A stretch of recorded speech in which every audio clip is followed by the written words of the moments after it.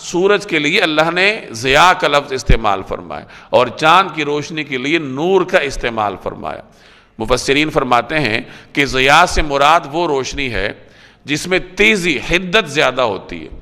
اور بعض حضرات نے فرمایا کہ اس میں یہ مفہوم بھی شامل ہے کہ وہ روشنی جو کہ اس کی اپنی ہو،